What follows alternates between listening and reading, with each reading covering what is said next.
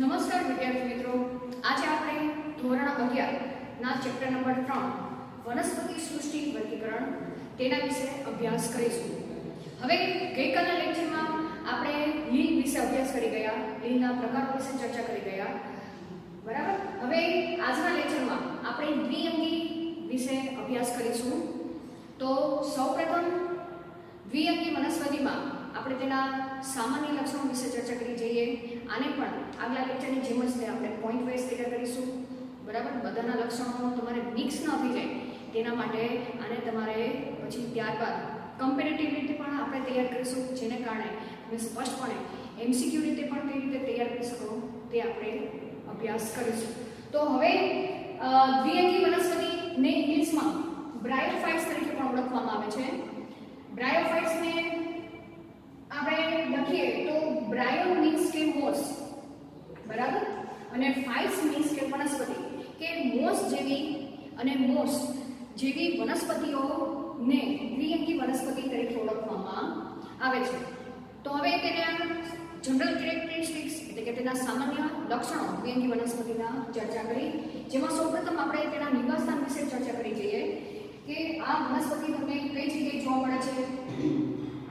ખાસ કરીને જોવા જઈએ તો ભીની, ભેજયુક્ત અને છાયાવાળા પ્રદેશમાં આ દ્વિઅંગી વનસ્પતિ પોતાના વૃદ્ધિ વિકાસની પ્રક્રિયા વધુ કરતી જોવા મળે છે. એમાં પણ ખાસ જમીન પર પણ તે પથરાયેલી જોવા મળે છે, ખડક ઉપર પણ પથરાયેલી જોવા મળે છે. અને એમાં જે વેરાન, અહીં શબ્દ એનસીઈઆરટી બુકમાં શબ્દ વાપરેલો છે, વેરાન અને ઉજ્જડ ખડકો પર અને જમીન પર પણ તે સૌપ્રથમ વસવાટ કરતી પાયાની વનસ્પતિ તરીકે પણ તેને ઓળખવામાં આવે છે. અહીંયા યાદ રાખજો, કેવી વનસ્પતિ કીધી છે તેને? પાયાની વનસ્પતિ કીધી છે.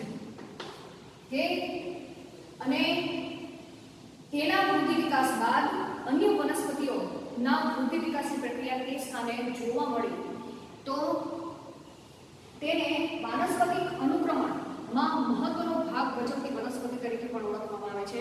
આ શબ્દ તમારા માટે નવો છે, વાનસ્પતિક અનુક્રમણ, બરાબર. કે વાનસ્પતિક અનુક્રમણ એટલે શું? આ ટોપિક આપણે પાછળ 12મા ધોરણમાં એક ચેપ્ટર છે તેમાં આની ચર્ચા આપણે વધારે ડિટેલમાં કરવાની છે, પણ થોડીક ચર્ચામાં કરી જઈએ કે એવી જગ્યા હોય કે જ્યાં કોઈ જાતિના વૃદ્ધિ વિકાસની પ્રક્રિયા થયેલી નથી અને તેવી જગ્યાએ સૌપ્રથમ જે વનસ્પતિ ઉગી નીકળે છે તેને પાયાની વનસ્પતિ તરીકે ઓળખવામાં આવે છે. અને તેને કારણે ત્યાં પછી જ્યારે વાતાવરણ અનુકૂળ પડશે ત્યારે અન્ય વનસ્પતિઓ ત્યાં પોતાના વૃદ્ધિ વિકાસની પ્રક્રિયા ચાલુ કરશે. તો શરૂઆત આ વનસ્પતિથી થાય છે અને તેને કારણે તે સ્થાને અન્ય વનસ્પતિઓ ઉગે છે અને તે વિસ્તાર ધીમે ધીમે કાં તો તૃણ પ્રદેશમાં રૂપાંતર પામે છે, કાં તો જંગલ પ્રદેશમાં તે રૂપાંતર પામે છે.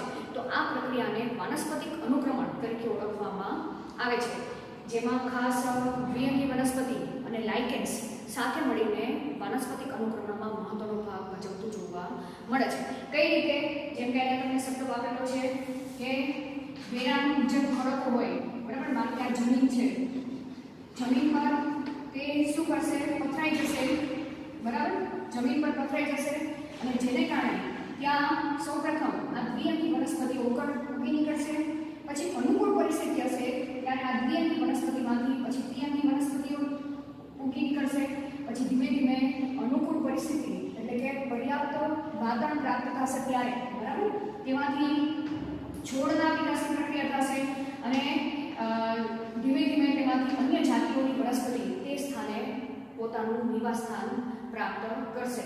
તો આને શેના તરીકે ઓળખવામાં આવે છે? અનુક્રમણ તરીકે ઓળખવામાં, આ પ્રક્રિયાને ઓળખવામાં આવે છે, બરાબર. હવે તેનો વનસ્પતિ ધ્યેય વિશે આપણે ચર્ચા કરી તો આ દ્વિઅંગી વનસ્પતિને સુકાય જોવા મળે છે. કેવો હોય છે? સુકાય ધ્યેય ધારણ કરે છે. હવે સુકાય ધ્યેય એટલે શું? કે એવું વનસ્પતિ ધ્યેય કે જેમાં મૂળ પ્રકાંડ પર્ણની ગેરહાજરી હોય, બરાબર. તો અહીંયા લખી નાખી સુકાય ધ્યેય એટલે કેવો ધ્યેય? કે જે વનસ્પતિમાં મૂળ પ્રકાંડ અને પણ શું હોય? ગેરહાજર હોય, બરાબર.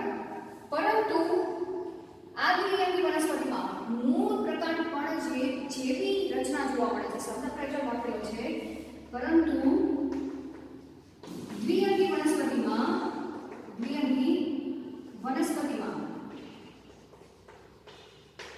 મૂળ પ્રકાંડ પણ નથી જોવા મળતા, પણ મૂળ પ્રકાંડ પણ જેવી રચના જોવા મળે છે, બરાબર. મૂળ જેવી, પ્રકાંડ જેવી અને પણ જેવી રચના જોવા મળે છે. આ યાદ રાખજો ખાસ, બરાબર. કેવો શબ્દ વાપર્યો છે? મૂળ પ્રકાંડ પણ જેવી રચના જોવા મળે છે, પણ હકીકતમાં તે મૂળ પ્રકાંડ પણ હોતા નથી. હવે કઈ રીતે તે આપણે આગળ ચર્ચા કરી. આ જે વનસ્પતિ સુકાઈ ગઈ છે, બરાબર, કે જે દ્વિઅંગી વનસ્પતિનો વનસ્પતિ દેહ છે એ બે સ્વરૂપે જોવા મળે છે. કાં તો જમીન પર પથરાયેલો જોવા મળે છે અને ટટ્ટાર જોવા મળે. તો આપણે લખવા જઈએ સુકાઈ દેહ. કેવો જોવા મળે છે? સુકાઈ દેહ જમીન પર પથરાયેલો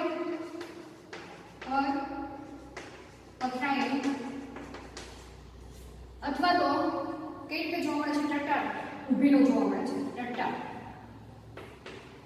બરાબર. હવે તેના ઉદાહરણ વિશે આપણે ચર્ચા કરી જઈએ. જેમ કે જમીન પર પથરાયેલી દ્વિઅંગી વનસ્પતિના ઉદાહરણ તરીકે માર્કેન્સિયા, બરાબર. કઈ વનસ્પતિ છે? માર્કેન્સિયા.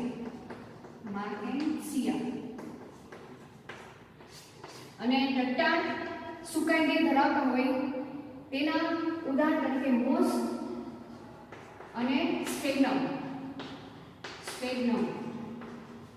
આ બે દ્વિઅંગી વનસ્પતિના ઉદાહરણ છે. હવે આની અંદર અહીંયા આપણે ચર્ચા કરી રહ્યા કે મૂળ જેવી રચના જોવા મળે છે, પણ હકીકતમાં મૂળ હોતું નથી. તો બંનેમાં વાળ જેવા મૂળની રચના જોવા મળે છે. કોની અંદર? જે સુકાઈ ગઈ છે તેની અંદર વાળ જેવા મૂળની રચના જોવા મળે છે, જેને મૂલાંગો તરીકે ઓળખવામાં આવે છે. યાદ રાખજો, આ બંનેમાં મૂલાંગો એટલે કે વાળ જેવા મૂળ ને મૂલાંગો તરીકે ઓળખવામાં આવે છે, બરાબર, જોવા મળે. અને આ મૂલાંગો એ માર્કેન્સિયા છે તેમાં એક કોષીય જોવા મળે છે, બરાબર. અને મોસ અને સ્ફેગ્નમ છે તેમાં બહુકોષીય રચના જોવા મળે છે. તો અહીં આપણે લખી નાખી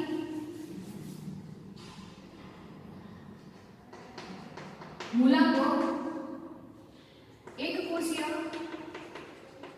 અને આમાં મૂલાંગો કેવા જોવા મળે છે? બહુકોષીય. હવે આ મૂલાંગોનું કાર્ય શું છે કે માત્ર આધાર સાથે જકડાઈ રહેવા માટે કે દ્વિઅંગી વનસ્પતિને કોઈ આધાર સાથે, જેમ કે ખડકો છે, જમીન છે, તો એની સાથે સખત તે ટાઈટ રીતે જોડાઈ શકે એના માટે આ મૂલાંગો મહત્વનો ભાગ ભજવે છે. તો અહીંયા હું કાર્ય લખી નાખું સાથે સાથે કાર્ય કોનું? મૂલાંગોનું કાર્ય, બરાબર. શું કાર્ય છે? આધાર સાથે જકડાઈ રહેવા માટે, આધાર સાથે જકડાઈ રહેવા આ મૂલાંગો મહત્વનો ભાગ ભજવે છે. તો આપણે મૂળ વિશે ચર્ચા કરી ગયા. હવે તેના સિવાય આપણે ચર્ચા કરવા જઈએ કે અહીં પર્ણ જેવી પણ રચના જોવા મળે છે, બરાબર. ખાસ કરીને આકૃતિમાં આપણે જોવા જઈએ તો સ્ફેગ્નમની આકૃતિ કંઈક આવી છે કે આઈના સાકિત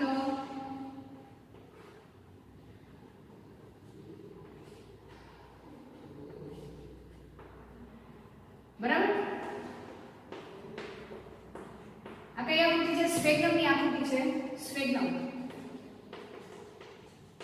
અહીંયા શું છે? મૂલાંગો છે, બરાબર. અને અહીંયા તમે જોશો તો પર્ણ જેવી રચના, પ્રપર્ણ કહેવાશે. શું કહેવાશે? પ્રપર્ણ, કે પર્ણ જેવી રચના આવેલી છે. તો તેની મદદથી ત્યાં ખાસ જોવા જઈએ તો જલવાહક પેશી અને અનુવાહક પેશીની ગેરહાજરી જોવા મળે છે અહીંયા. બરાબર, તો અહીંયા એક પોઈન્ટ લખી નાખું કે પર્ણ જેવી રચના જોવા મળે છે, પણ તેની અંદર જલવાહક પેશી અને અનુવાહક પેશી ગેરહાજર હોય છે. પર્ણ જેવી રચના હોય છે, પરંતુ આ યાદ રાખજો ખાસ, જલવાહક પેશી અનુવાહક પેશી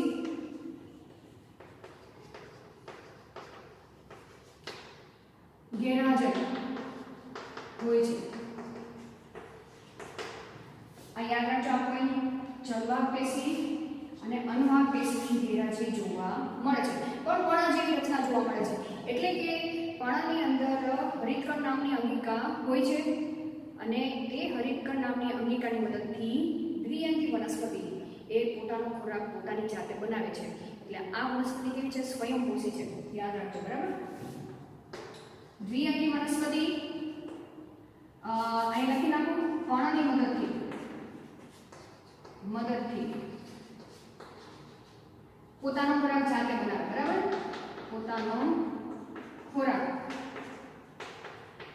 જાતે બનાવે. હવે અહીંયા કીધું છે કે જે સુકાઈ ગઈ છે એ સુકાઈ ગઈ ની અંદર પર્ણ જેવી રચના આવેલી છે કે જે પ્રકાશ સંશ્લેષી તરીકે વર્તે છે અને પોતાનો ખોરાક પોતાની જાતે બનાવે છે, એટલે કે સ્વયંપોષી છે. બરાબર, તે ભાગ. હવે વાત આવી કે અહીં તમે આ જે સુકાઈ ગઈ છે એ સુકાઈ ગઈના જેટલા કોષો છે તે બધા એકકીય હોય છે. બરાબર, તો અહીંયા રંગસૂત્રની દ્રષ્ટિએ જોવા જઈએ તો રંગસૂત્રનું પ્રમાણ અહીંયા એકકીય સ્વરૂપે જોવા મળે છે. સુકાઈ ગઈ, આ અહીંયાથી આપણો નવો પોઈન્ટ ચાલુ થાય છે કે સુકાઈ ગઈ કેવો છે? એકકીય છે. એકકીય. તેથી તેને અહીંયા જોવા જઈએ તો જન્યુઓ એકકીય છે અને તેમાંથી એકકીય જન્યુના નિર્માણની પ્રક્રિયા પણ થાય છે. તેથી આને જન્યુજનક તરીકે પણ ઓળખવામાં આવે છે. બરાબર, યાદ રાખજો, એકકીય છે અને તેમાંથી એકકીય જન્યુના સર્જનની પ્રક્રિયા થાય છે. સર્જનની ક્રિયા થાય છે. તેથી તેને જન્યુજનક તરીકે ઓળખવામાં જન્યુજનક કહેવાય છે. આ યાદ રાખજો, જન્યુજનક શા માટે કહેવાય છે? બરાબર, હવે અહીંથી નવો પોઈન્ટ ચાલુ થાય છે. આપણે પહેલા તેનું નિવાસસ્થાન ચર્ચા કરી ગયા. બરાબર, ત્યારબાદ તેનો સુકાઈ ગઈ વાનસ્પતિક દેહ કેવો છે? સુકાઈ ગઈ છે. તો તેની અંદર મૂળ પ્રકાંડપણ આવેલા નથી, પણ મૂળ પ્રકાંડપણ જેવી રચના આવેલી છે તે ચર્ચા કરી ગયા. બરાબર, સુકાઈ ગઈ કાં તો પથરાયેલા જોવા મળે છે અથવા તો ટટ્ટાર જોવા મળે છે, ચર્ચા કરી ગયા. બંને જે ઉદાહરણો આપેલા છે, જમીન પર પથરાયેલા અને ટટ્ટાર જે દ્વિઅંગી વનસ્પતિ છે તેમાં બંનેમાં મૂલાંગો આવેલા છે. બરાબર, જેની મદદથી આધાર સાથે ચકરાઈ ગઈ. તેવી જ રીતના પર્ણ જેવી રચના આવેલી છે કે જેમાં જલવાહક પેશી અને અનુવાહક પેશી બંને ગેરહાજર છે, પરંતુ પ્રકાશ સંશ્લેષી તરીકે તે વર્તે છે અને પોતાનો ખોરાક જાતે બનાવે છે પર્ણની મદદથી. બરાબર, હવે અહીંયાથી તમારો જન્યુજનક તબક્કા વિશે આપણે ચર્ચા ચાલુ કરી છે. એકકીય સુકાઈ ગઈ ને જન્યુજનક કહે છે.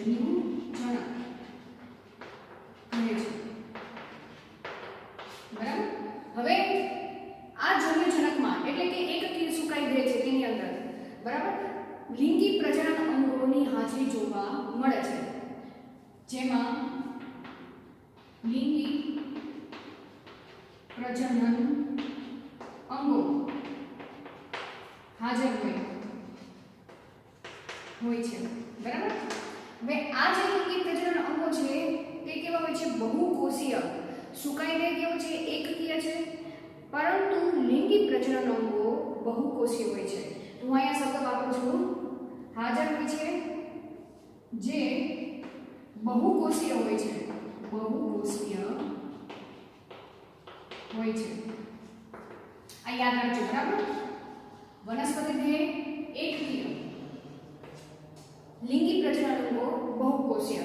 હવે દ્વિઅંગી વનસ્પતિમાં લિંગી પ્રજનનકો કાં તો એક જ સુકાઈ દેહ ઉપર આવેલા હોય છે અથવા તો અલગ અલગ સુકાઈ દેહ ઉપર હાજર જોવા મળે છે. તો અહીંયા પાછી ફરીથી બે પ્રકાર પડશે કે મોસ.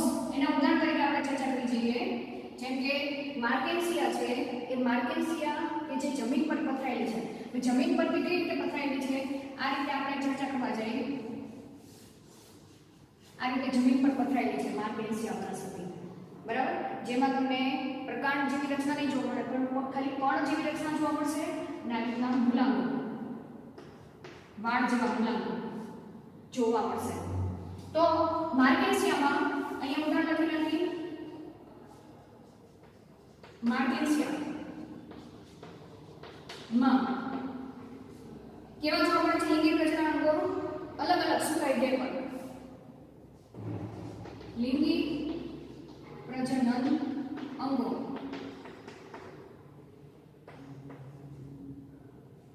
અલગ સુકાઈ દેહ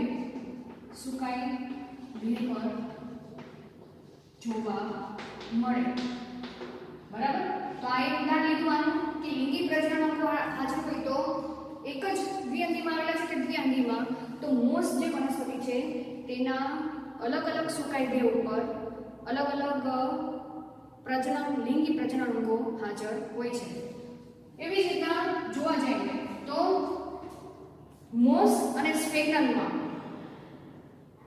એક જ સુકાઈ દેહ પર લિંગી પ્રજનન અંગો બંને હાજર હોય છે, બરાબર. તો એક જ શેમાં? મોસ સ્ફિગ્નમ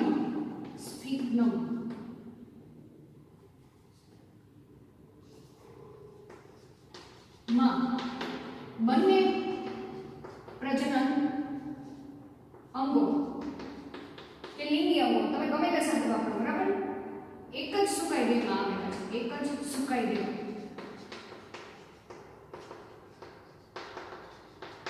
જે તમને એનસીઆરટી બુકની આકૃતિમાં આપેલું છે તે આપણે જોઈએ આકૃતિમાં, બરાબર. હવે વાત આવી કે લિંગી પ્રજનન અંગો કેવા છે? બહુકોષીય છે. તો તેનો આપણે આકાર પણ જોઈએ.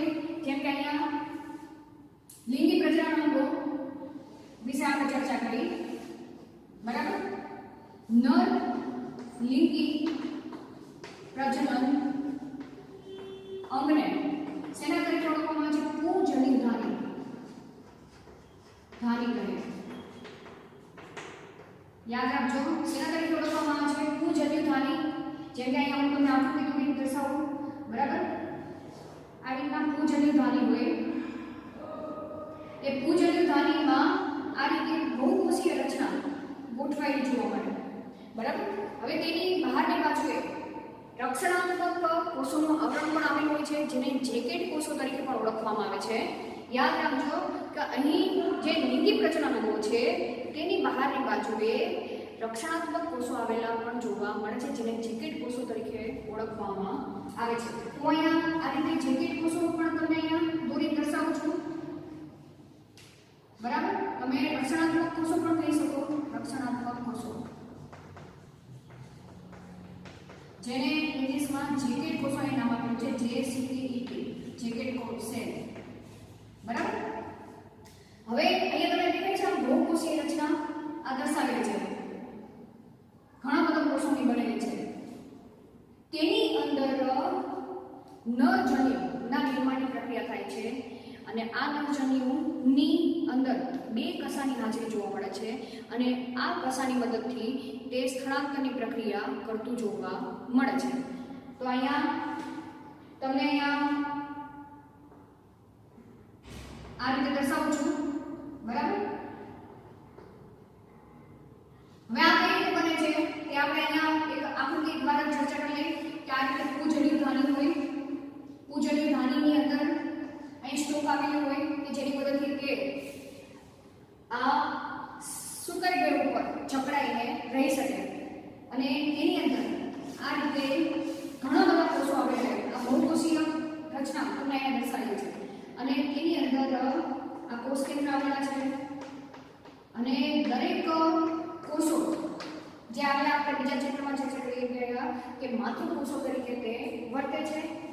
અને દરેક કોષોમાંથી આ રીતે ચલ પૂજન્યુ, બરાબર, આ ચલ પૂજન્યુ આ રીતે દર્શાવેલા છે. તો અહીંયા હું લખી શકું કહે છે જેમાં ચલ પૂજન્યુ એટલે કે દ્વિકસાધારી છે બને છે. આટલું યાદ રાખીએ, પૂજન્યુ ધાનીમાં ચલ પૂજન્યુ બને છે. એવી જ રીતના જે માદા લિંગી પ્રજનન ક્યાં આવે છે, સુકાઈ ધ્રુવ પર આવે છે, તે કેવી રચના ધરાવે છે તે આપણે જોઈએ, બરાબર. તે પણ બહુકોષીય રચના ધરાવે છે. એ લખેલું છે પણ કેવી ચંપુ જેવી રચના હોય છે, ચંપુ જેવી, બરાબર. કે માદા લિંગી પ્રજનન આ રીતે ચંપુ આકારની નીચે સ્ટોક જેવી રચના આવેલી હોય, એમાં પણ આ રીતે કોષીય રચના અસંખ્ય આવેલી હશે, બરાબર. અને આ જે નીચેનો જે ચંપુ આકારનો ભાગ છે ત્યાં બીજાણુધાની ત્યાં તે અંડક ની રચના થતી જોવા મળે છે. તો આ શું છે, અંડકોષ નિર્માણની પ્રક્રિયા આ ભાગમાં થાય છે. તો અહીંયા લખી શકું ચંપુ જેવી રચના જેમાં એક અંડકોષ નિર્માણ પામે છે.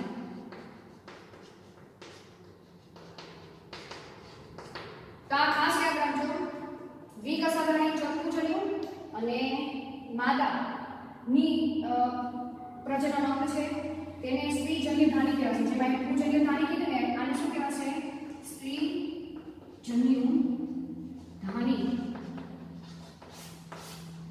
બરાબર. ક્લિયર અહીંયા સુધી? હવે આગળની ચર્ચા કરી કે એક જ સુકાઈ ગયો ઉપર, મારો કે આ એક જ સુકાઈ ગઈ છે, બરાબર. જેમ કે મોસ છે, સ્પિગ્નમ છે, તેની અંદર અહીંયા છે પૂજન્ય ધાની આવેલી હોય છે, બરાબર. અને તેની નીચેના ભાગમાં છે અહીંયા સ્ત્રીજન્ય ધાની.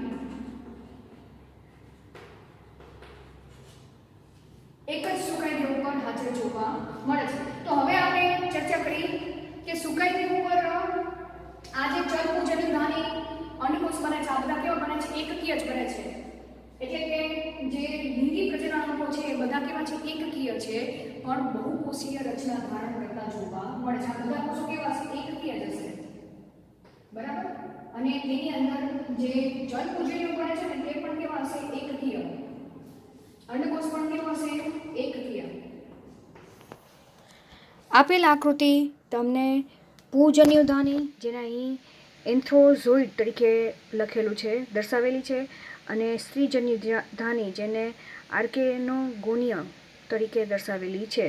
તમે આકૃતિમાં જોશો તો બંને બહુકોષીય રચના છે, પણ તેના કોષો એકકીય છે, બરાબર.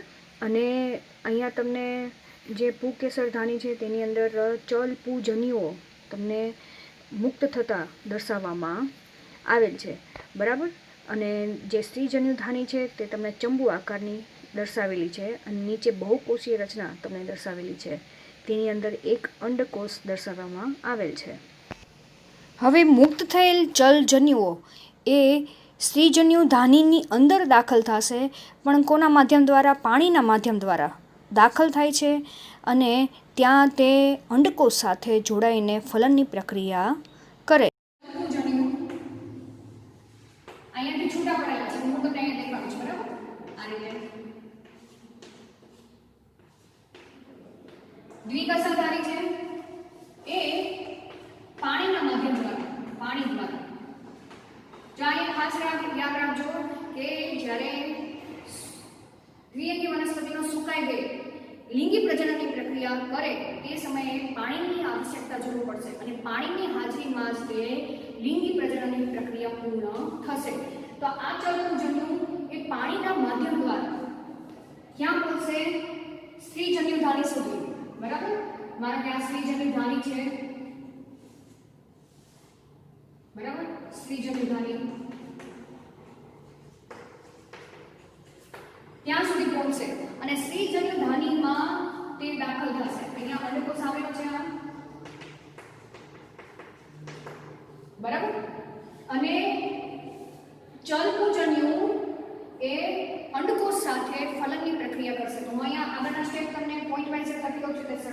પરથી યાદ રાખી શકો.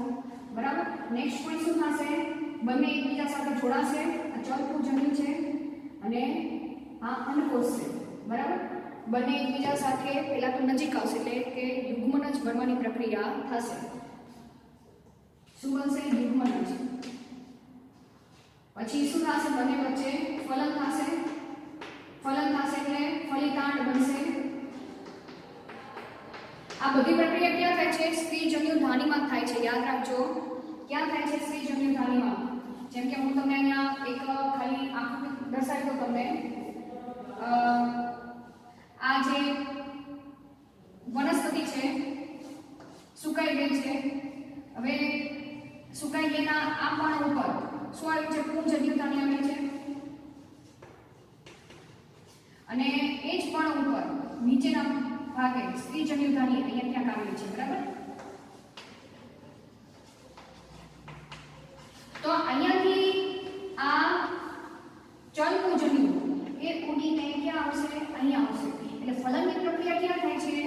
કે જે સ્થાને સ્ત્રીજન્યુ ધાની આવેલી છે તેની અંદર ફલનની પ્રક્રિયા થશે. એટલે બધી પ્રક્રિયા જે લિંગી પ્રજનન અંગ તરીકે સ્ત્રીજન્યુ ધાની આવેલી છે ત્યાં સમગ્ર પ્રક્રિયા જોવા મળશે. તો ફલિતાંડ બનશે. ફલિતાંડ બનશે એટલે કે તેમાં રંગસૂત્રની સંખ્યા કેવી થશે? દ્વિકીય થશે. યાદ રાખજો. ફલિતાંડ બનવાની પ્રક્રિયા થઈ તે દ્વિકીય પ્રક્રિયા જોવા મળશે. તો અહીંયા સુધીની જે પ્રક્રિયા થઈ ને, અહીંયા સુધીની પ્રક્રિયા ત્યાં તમારી જન્યુજનક અવસ્થા પૂર્ણ થાય છે. બરાબર. કારણ કે તમને ખબર છે જન્યુજનક અવસ્થા કેવી છે? એકકીય છે. બરાબર. તો અહીંયા એકકીય અંડકોષને ચલજન્યુ એકબીજા સાથે જોડાઈ ગયા. તો હવે કઈ અવસ્થા પ્રાપ્ત થઈ? દ્વિકીય અવસ્થા પ્રાપ્ત થઈ. બરાબર. એટલે કે ફલિતાંડ જ્યારે બને છે એટલે બની જવાની ક્રિયા જ્યારે સંપૂર્ણ થાય ત્યારે જન્યુજનક અવસ્થા પૂર્ણ થાય છે અને હવે એ ફલિતાંડમાંથી બીજાણુ નિર્માણની પ્રક્રિયા થાય છે. તો તે અવસ્થાને બીજાણુજનક અવસ્થા તરીકે ઓળખવામાં આવે છે. આ યાદ રાખજો ખાસ. બરાબર. હવે ફલિતાંડ શું કરે છે? ફલિતાંડ સમવિભાજન કરશે.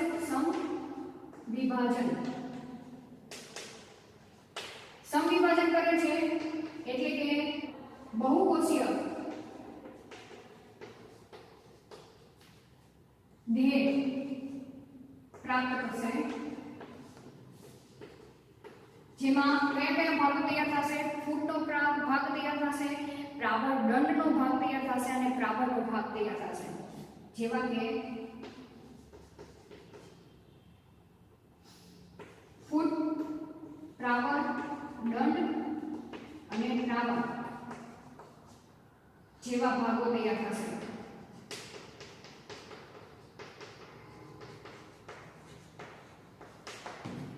બરાબર. હવે એ બધા ક્યાં તૈયાર થશે? અહીંયા જ તૈયાર થશે. જેમ કે આ ફૂટ એટલે આ રીતે, પછી પ્રાવર, દંડ અને આ રીતે. આ કયો ભાગ દેખાડું છું તમને? પ્રાવર, દંડ. અને અહીંયા ફૂટ એટલે કે જે ભાગ એ સ્ત્રીજન્યુ ધાની સાથે જોડાયેલો છે. બરાબર. એ ભાગ અહીંયા શું કહેવાશે? ફૂટનો ભાગ કહેવાશે. બરાબર. તો અહીંયા મને આ દેખાય છે આ સુકાઈ ગઈ છે અને આ રીતે અહીંયાથી બહુકોષીય વાનસ્પતિક દેહ નમૂ તૈયાર થશે. બરાબર. અને આ અવસ્થાને શેના તરીકે ઓળખવામાં આવે છે? બીજાણુજનક. તો અહીં લખી શકું તૈયાર થશે જેને બીજાણુજનક કહે છે. બીજાણુજનક કહે છે. અહીંયા આપણે શું કીધું? જન્યુજનક કીધું. જે કેવું છે? એકકીય છે. આ બીજાણુજનક એટલે આખી આ જે અવસ્થા છે એ બધી કેવી છે? દ્વિકીય છે. યાદ રાખજો, દ્વિકીય છે. બરાબર. 2n છે. અને તેથી તેને અને તેમાંથી બીજાણુના નિર્માણની પ્રક્રિયા થશે. એટલે આ જે આખો જે ભાગ છે તેના દરેક કોષો દ્વિકીય સંરચના ધરાવે છે રંગસૂત્રની દ્રષ્ટિએ. અને જે પ્રાવરનો ભાગ છે જેને ઇંગ્લિશમાં શેના તરીકે ઓળખવામાં આવે છે? કેપ્સ્યુલ તરીકે પણ ઓળખવામાં આવે છે. પ્રાવરના ભાગને કેપ્સ્યુલ કહેવાય. જેમાં હવે હું અહીંયા આખો પોઈન્ટ લખું છું.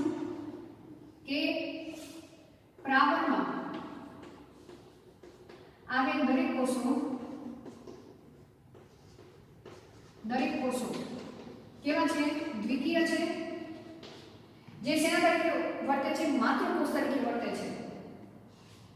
જે માતૃકોષ તરીકે વર્તે છે. કોની વાત કરી છે? પ્રાવણની વાત કરી છે. બરાબર. આ જે આકૃતિ દર્શાવું છું ને આની વાત કરું છું. આ કયો ભાગ છે? પ્રાવણનો ભાગ છે. પ્રાવણ. હું આ પૂજન વિભાગને કાઢી નાખું. આ પ્રાવણ. બરાબર. કે જેની અંદર આવેલા દરેક કોષો એ દ્વિકીય છે અને જે માતૃકોષ તરીકે વર્તે છે. કોના માતૃકોષ તરીકે? બીજાણુ માતૃકોષ તરીકે વર્તે છે. એટલે હવે આ જે એનાથી આપણે બીજાણુ માતૃકોષ તરીકે. બરાબર. હવે આ જે બીજાણુ માતૃકોષ છે તે અર્ધીકરણની પ્રક્રિયા કરશે અને બીજાણુના નિર્માણની પ્રક્રિયા કરે છે. માનો કે આ બીજાણુ માતૃકોષ છે. બરાબર. જે કઈ પ્રક્રિયા કરશે? અર્ધીકરણ. અર્ધીકરણની પ્રક્રિયા એટલે તમને ખબર છે એકમાંથી કેટલા થાય? બે કોષ. બેમાંથી 4 કોષો. બરાબર. અને આ બધા કોષો છે તે કેવા બનશે? એકકીય. બરાબર. અહીંયા હું અત્યારે આ જવા દઉં છું. બરાબર. પડી ખબર? અને આને શેના તરીકે ઓળખવામાં આવે છે? બીજાણુ તરીકે ઓળખવામાં આવશે. હવે અહીંયા સુધીની અવસ્થા એટલે કે અહીંયા સુધીની અવસ્થા બીજાણુ માતૃકોષ સુધીની અવસ્થા અને અહીંયા સુધીની અવસ્થા આટલી અવસ્થા શેના તરીકે ઓળખવામાં આવે છે? બીજાણુજનક અવસ્થા. બીજાણુજનક અવસ્થા. આપણે આ લખવાનું છે. બીજાણુજનક અવસ્થા ક્યાંથી ચાલુ થશે? દ્વિઅંગી વનસ્પતિની જ્યાંથી દ્વિકીય અવસ્થા ચાલુ થાય ને અને દ્વિકીય અવસ્થા ક્યાં પૂર્ણ થાય છે ત્યાં સુધીના તબક્કાને બીજાણુજનક અવસ્થા કહેવાય. એટલે કે ફલિતાંડ બનેલો છે તો ફલિતાંડથી લઈને આખી આ પ્રક્રિયા બીજાણુ માતૃકોષ સુધીની જે પ્રક્રિયા થાય છે બરાબર તેટલી અવસ્થાને બીજાણુજનક અવસ્થા તરીકે ઓળખવામાં આવે છે. કારણ કે ત્યાં સુધીની અવસ્થા કેવી છે? દ્વિકીય છે. હવે પછી તે બીજાણુ માતૃકોષ દરેક છે કે અર્ધીકરણની પ્રક્રિયા કરે છે અને બીજાણુ નિર્માણ પામે છે. એટલે હવે જે બીજાણુ બનેલા છે એ બીજાણુથી લઈને સુકાઈ દે જન્યુજનક અવસ્થા પ્રાપ્ત થાય ત્યાં સુધીના તબક્કાને અહીંયાથી લઈને સુકાઈ દે પ્રાપ્ત થશે અને સુકાઈ દેથી લઈને જે યુગ્મનજ બનવાની પ્રક્રિયા છે ત્યાં સુધીના તબક્કાને જન્યુજનક તબક્કો તરીકે ઓળખવામાં આવે. તો અહીંયા હવે આ જે બીજાણુ જ્યાં પડશે બરાબર માનો કે આ બીજાણુ જ્યાં આ જે બીજાણુ છે બીજાણુ જ્યાં પડશે ત્યાં તેનું શું થશે? અંકુરણ થશે. બરાબર. અંકુરણ થશે અને અંકુરણ થશે જેને કારણે તેમાંથી નવો વાનસ્પતિક દેહ સુકાઈ દે નિર્માણની પ્રક્રિયા થશે. બરાબર. નવા સુકાઈ દે નિર્માણ પામે. ફરીથી તેની અંદર આ રીતે લિંગી પ્રજનન અંગો તૈયાર થશે. લિંગી પ્રજનન અંગો તૈયાર થશે અને તે પોતાના જન્યુ નિર્માણ કરશે. જન્યુઓ ફરીથી એકબીજા સાથે જોડાશે. યુગ્મનજ બનશે. બરાબર. યુગ્મનજ બનશે ત્યાં સુધીના તબક્કાને જન્યુજનક તબક્કા તરીકે ઓળખવામાં આવે છે. તો અહીંયાથી આ જે જન્યુજનક તબક્કો બરાબર જન્યુજનક તબક્કો તરીકે ઓળખવામાં આવે છે.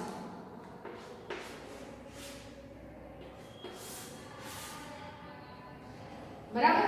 તો આ તમને મેં થિયોરિટિકલ સમજાવી દીધું છે. હવે આને આકૃતિ સહિત તમને જે એનસીઈઆરટી બુકમાં આખો ચક્ર આપેલું છે કે જીવન ચક્ર આમે તમને આખું જીવન ચક્ર સમજાવ્યું. બરાબર. તો અહીં આપણે જોઈ શકીએ કે જન્યુજનક અવસ્થા પૂર્ણ થાય પછી તે બીજાણુજનક અવસ્થા ચાલુ થાય છે. દેખાય છે તમને અહીંયા? તો આપણે કહી શકીએ કે જન્યુજનક અવસ્થા અને બીજાણુજનક અવસ્થા એકબીજાને કેવું હોય છે? એકાંતરે જોવા મળે છે. કેવી જોવા મળે છે? એકાંતરે જોવા મળે છે. એવી જ રીતના બીજાણુજનક અવસ્થા જોવા જઈએ તો બીજાણુજનક અવસ્થા એ શેના ઉપર ઉભેલી જોવા મળે છે? જન્યુજનક ઉપર ઉભેલી જોવા મળે મળે છે. તો આના પરથી પણ તમે કન્ક્લુઝન કરી શકો કે બીજાણુજનક અવસ્થા જે પ્રાપ્ત થઈ તો એ પોતાનો ખોરાક પોતાની જાતે નહીં બનાવતો, એટલે કે તેની અંદર પર્ણ જેવી રચના જોવા મળશે નહીં, જેને કારણે તેને પોતાનું પોષણ મેળવવા માટે કોની ઉપર આધાર રાખવો પડશે? જન્યુજનક ઉપર આધાર રાખવો પડે છે.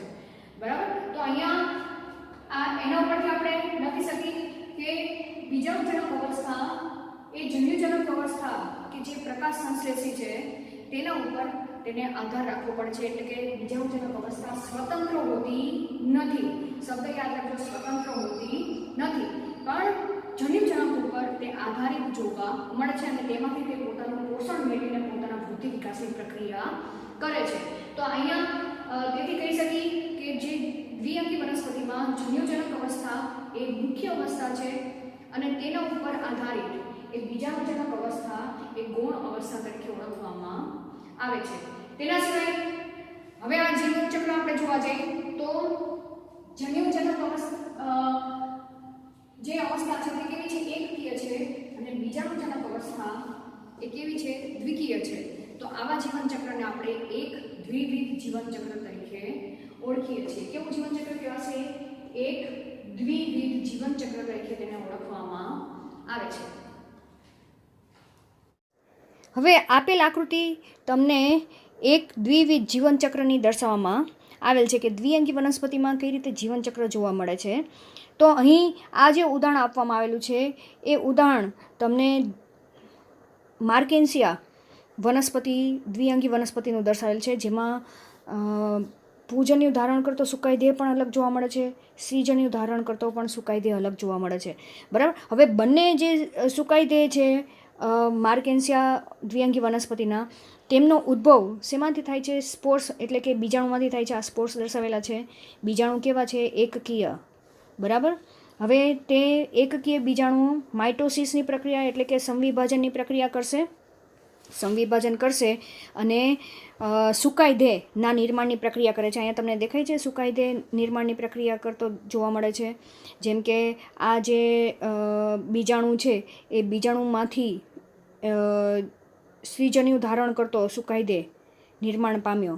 તેમજ આ વિષમ બીજાણુ જે બીજો બીજાણુ છે તેમાંથી પૂજન્યુ ધારણ કરતો સુકાઈ દેહ નિર્માણ પામ્યો. બરાબર? માર્કેન્સિયાનો. હવે જે પૂજન્યુ ધારણ કરતો આ ફિમેલ ગેમેટ્સ દર્શાવેલો છે. બરાબર?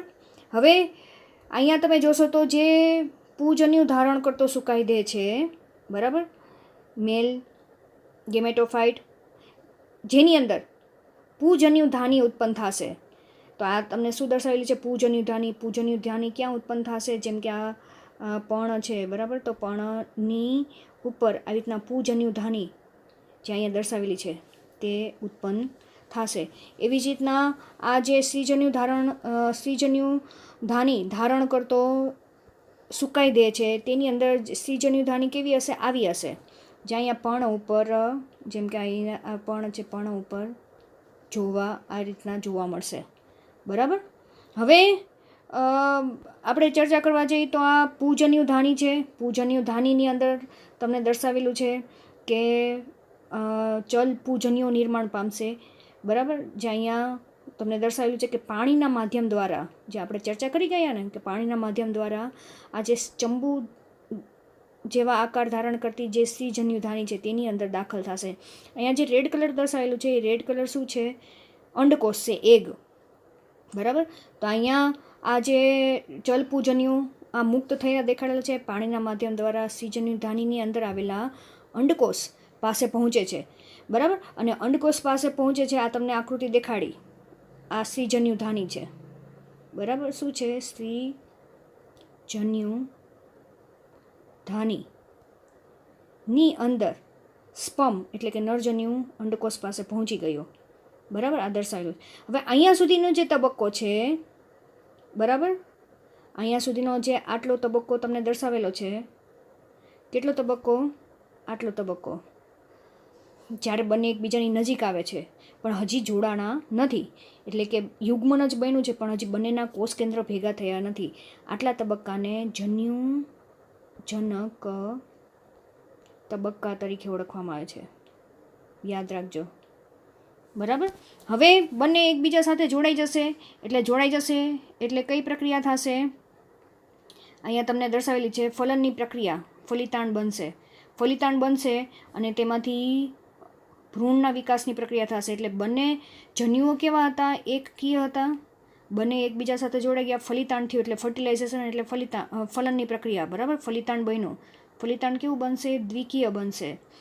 અને તે ફલિતાંડ જ્યારે વૃદ્ધિ વિકાસની પ્રક્રિયા કરશે એટલે કે સમવિભાજનની પ્રક્રિયા દ્વારા પોતાના જેવા નવા કોષો નિર્માણની પ્રક્રિયા કરશે. અને અહીંયા આ જે સુકાઈ દેહ છે, કયો સુકાઈ દેહ? આ સુકાઈ છે. બરાબર. એ સુકાઈ દેહ ઉપર નવા વનસ્પતિ દેહના નિર્માણની પ્રક્રિયા તમને દર્શાવેલી છે. બરાબર. આને શું કહેવાશે? પ્રાવર દંડ. ઉપર આ જે કેપ્સ્યુલવાળો ભાગ છે તેને શું કહેવાશે? પ્રાવર બોલાશે. બરાબર. આપણે આગળ ચર્ચા કરી ગયા છીએ જ છે. તો અહીંયા તમે જોશો તો આ જે સુકાઈ દેહ છે એ સુકાઈ દેહ ઉપર અહીંયા તમને દેખાય છે નવો વનસ્પતિ દેહ ઉગ્યો છે. તે કેવો છે? દ્વિકીય હશે. એટલે આટલો ભાગ છે એ કેવો છે? દ્વિકીય છે, 2n છે. અને આ સુકાઈ દેહવાળો ભાગ કેવો છે? એકકીય છે. બરાબર. અને અહીંયા જ્યારે આ જે કેપ્સ્યુલવાળો ભાગ છે, કેટલા પ્રાવરવાળો ભાગ છે, એ પ્રાવરવાળા ભાગની અંદર આવેલા કોષો જે છે એ બીજાણુ માતૃકોષ તરીકે વર્તે છે. જે બીજાણુ માતૃકોષ બધા કેવા છે? 2n છે. યાદ રાખવાનું. બરાબર. અને હવે તે મિયોસિસની પ્રક્રિયા. મિયોસિસ એટલે કઈ પ્રક્રિયા થશે? અર્ધીકરણની પ્રક્રિયા. કઈ પ્રક્રિયા કહેવાશે? અર્ધીકરણ. તો બીજાણુઓ કઈ પ્રક્રિયા કરશે? અર્ધીકરણની પ્રક્રિયા કરશે.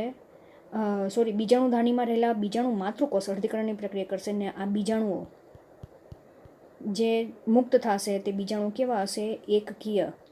તો અહીંયા સુધીનો જે તબક્કો જે દર્શાવેલો છે, જ્યાં સુધી દ્વિકીય અવસ્થા જોવા મળે છે એટલો તબક્કો બીજાણુજનક તબક્કો કહેવાશે. બીજાણુજનક તબક્કો. અને જ્યાં પ્રક્રિયા સુધી એકકીય અવસ્થા જોવા મળે છે એ તબક્કાને જન્યુજનક તબક્કો કહે છે. બરાબર. પડી ખબર? તો અહીંયા તમે જોશો તો જે બીજાણુજનક અવસ્થામાં જે નવો વનસ્પતિ દેહ તૈયાર થયો છે, આ બીજાણુજનક અવસ્થા છે, તે તમે જોશો તો સ્વતંત્ર નથી. કોની ઉપર જોડાયેલો છે? એકકીય. જે આ સુકાઈ દેહ છે એ સુકાઈ દેહ ઉપર છે. પોતે સ્વતંત્ર જીવન ગાળતો નથી, કારણ કે તેની ઉપર કોઈ પર્ણ જેવી રચના આવેલી નથી. એટલે તે પોતાનો ખોરાક જાતે બનાવી શકતો નથી. તે પોષણ શેમાંથી મેળવશે? આ સુકાઈ દેહ છે એ સુકાઈ દેહમાંથી તે પોતાનું પોષણ મેળવે છે. બરાબર. એટલે આ સુકાઈ દેહ કેવો છે? પ્રકાશ સંશ્લેષી છે.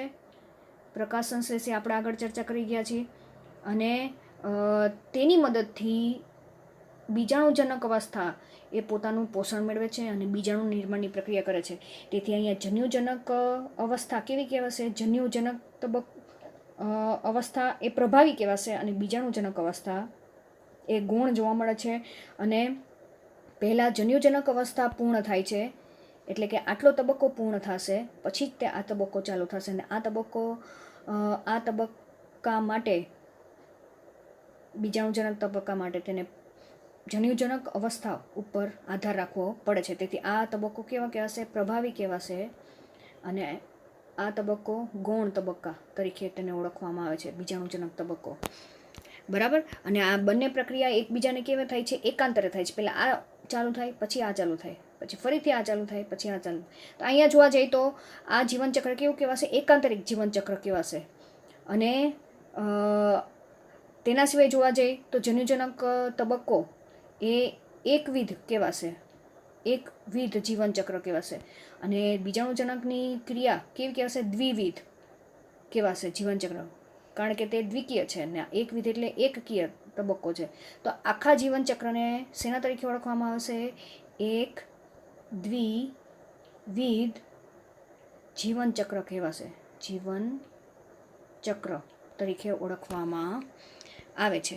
તો અહીં આપણે આ જે આગળ જે થિયરી ફોર્મમાં ભણી ગયા છીએ એ તમે ખાલી આટલી આકૃતિ તૈયાર કરી નાખશો તો તેના ઉપરથી તમને આખી જે આગળની થિયરીનો જે કન્સેપ્ટ છે તે તમને ખબર પડી જશે.